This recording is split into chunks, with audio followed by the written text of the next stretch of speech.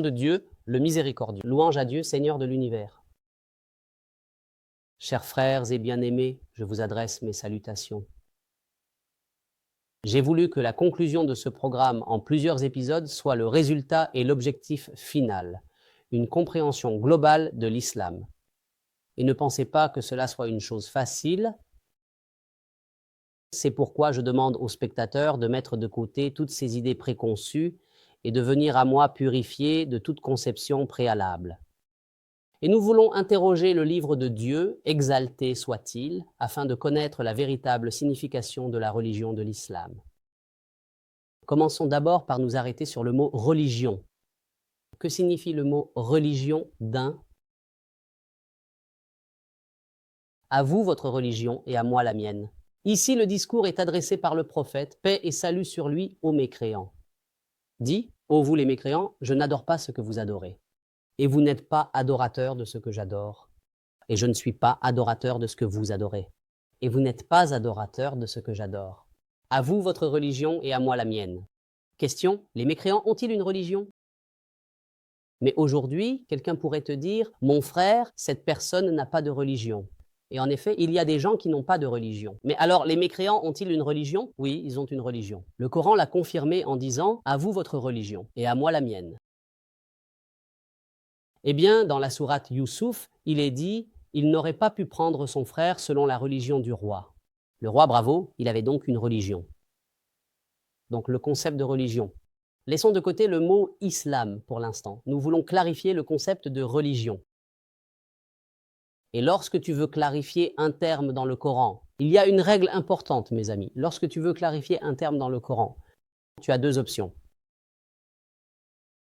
Soit tu détermines le sens et le concept à travers un ensemble de termes, soit tu utilises un terme courant dans le contexte du discours, mais qui n'existe pas dans le Coran, car un mot dans le Coran ne peut pas être remplacé par un autre mot. Qu'est-ce que cela signifie? Que veut dire tout cela? Par exemple, si tu veux, ou si nous voulons, expliquer le concept de l'inclinaison, ar-ruku, le concept de l'inclinaison, ar-ruku, dans le Coran. Inclinez-vous, ceux qui s'inclinent, les inclinés, le concept de l'inclinaison dans le Coran. Est-ce que cela signifie simplement se pencher? Est-ce ce mouvement que nous faisons? Et si nous disons que ce fait de se pencher est l'inclinaison, est-ce que cela représente tout le concept de l'inclinaison? Ou bien le concept de l'inclinaison peut-il s'étendre pour inclure ce mouvement de se pencher et d'autres choses encore? Très bien, Dieu a dit. Ceux qui acquittent la zakat alors qu'ils sont inclinés, est-ce que quelqu'un a donné de l'argent alors qu'il était accroupi ou, comme nous disons, penché ou disons simplement incliné? Comment donnent-ils la zakat alors qu'ils sont inclinés? Donc le concept général. Si je veux définir le concept de l'inclinaison, je dois utiliser un terme courant dans le contexte du discours, que tout arabe connaît, mais à condition que ce soit dans le Coran, ce qui est le concept d'humilité. Si nous cherchons dans les 636 versets du Saint-Coran, il est impossible de trouver le mot humilité. La question est-il possible que tout le Coran, qui a mentionné la fourmi, le moustique et la mouche, ne nous ait pas transmis la valeur de l'humilité? Vous pensez donc que ce Coran finalement n'a pas besoin de l'humilité? Bien sûr que c'est impossible, mais cela vient sous un autre terme que l'humilité. Pour comprendre l'humilité, c'est en fait le concept de l'inclinaison, ar-ruku, dans le Coran, c'est-à-dire l'humilité. Incline-toi devant Dieu, sois humble devant Dieu, ô mari. Incline-toi, prosterne-toi devant ton Seigneur et incline-toi avec ceux qui s'inclinent. Sois humble avec les humbles. Il donne l'aumône tout en s'inclinant. Il donne la zakat de ses biens aux pauvres avec humilité, c'est-à-dire qu'il ne la donne pas avec arrogance, avec manque de respect.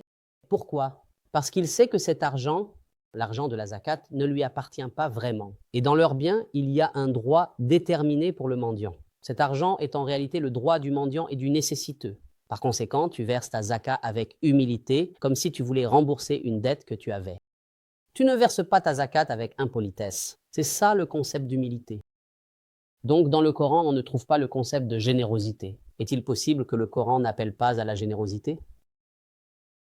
Tu ne trouveras pas la générosité, tu ne trouveras pas la noblesse, tu ne trouveras pas la virilité ni l'honneur. Est-il raisonnable que le Coran n'ait aucun honneur et n'appelle pas à l'honneur? Le concept d'honneur Nous connaissons ces termes, mais tu ne les trouves pas dans le Coran. Cela ne veut pas dire que le Coran n'appelle pas à la générosité, à la noblesse, à la virilité, à la générosité et à l'honneur. Non, il appelle à ces valeurs, mais avec d'autres termes que tu ne connais pas, ou bien ils t'ont été mal interprétés, ils te les ont mal expliqués. Voilà donc la question importante. Je veux que cela soit une introduction à l'étude du concept du Coran. Si le concept du mot religion est basé sur cela, cette règle est plus proche de ce que nous appelons le système et la loi. La religion des polythéistes, c'est leur système et leur loi. La religion du roi, c'est son système. D'accord. La religion de l'islam, c'est le système et le mode de fonctionnement qui reposent sur l'islam. C'est pour cela qu'il a dit, la religion auprès de Dieu, c'est l'islam. Et l'islam n'est pas réservé uniquement à la communauté de Mohammed, mais il a commencé avec le début des messages depuis l'époque de Noé. Ainsi, les adeptes de Noé sont des musulmans et les adeptes d'Abraham sont des musulmans. C'est Abraham qui nous a appelés musulmans et ceux qui ont suivi Moïse étaient des musulmans, tout comme ceux qui ont suivi Jésus. Lorsque Jésus a ressenti l'incrédulité de leur part, il a dit « Qui sont mes alliés pour Dieu ?» Les apôtres ont répondu « Nous sommes les alliés de Dieu, nous croyons en Dieu et témoignent que nous sommes musulmans. »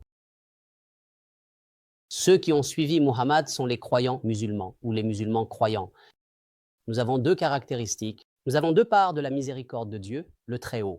Une part pour l'islam comme pour nous et pour ceux qui nous ont précédés, et une part pour la foi, propre à la communauté de Muhammad. C'est cette deuxième part, celle de la foi. C'est pourquoi dans le Coran, l'adresse ne vient pas en disant « Ô vous qui vous êtes soumis ». L'idée que la communauté de Muhammad serait juste les musulmans.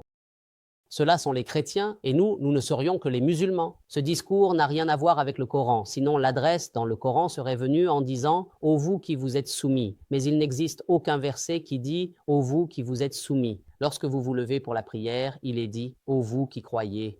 Donc nous sommes les croyants, les musulmans, nous partageons avec nos prédécesseurs le concept de l'islam et nous avons une part supplémentaire grâce à notre foi dans le prophète ultime. Donc nous avons deux parts. Il vous accordera deux parts de sa miséricorde. Ainsi, l'adresse ne peut pas être une adresse d'obligation dans le noble Coran. Quoi, ô vous qui vous êtes soumis, ô vous qui avez cru, parce que la religion a commencé à partir de ce système. Elle a commencé avec Noé. Il vous a prescrit en matière de religion. Ici, l'adresse nous concerne, ce qu'il a recommandé à Noé, ce que nous t'avons révélé aux prophètes et ce que nous avons recommandé à Abraham, à Moïse et à Jésus. Établissez la religion et ne vous divisez pas à son sujet. Alors, où se trouve la différence?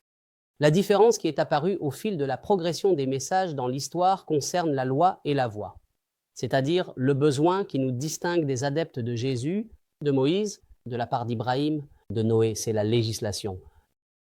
La religion est une, mais les lois diffèrent parce que les dynamiques des sociétés sont différentes. Elles évoluent constamment et la réalité spatio-temporelle change. C'est pourquoi il a dit « À chacun de vous, nous avons assigné une loi et une voie ». Chers amis, dans le prochain épisode, nous aborderons l'origine lexicale du mot islam lui-même. De quoi le mot islam est-il dérivé? Est-ce que cela vient de la paix? Est-ce une reddition? Est-ce que cela vient de la pureté du cœur ou bien est-ce un mélange de tout cela?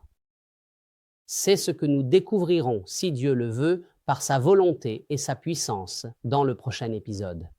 D'ici là, je vous laisse sous la protection et la garde de Dieu. Que la paix, la miséricorde et les bénédictions de Dieu soient sur vous.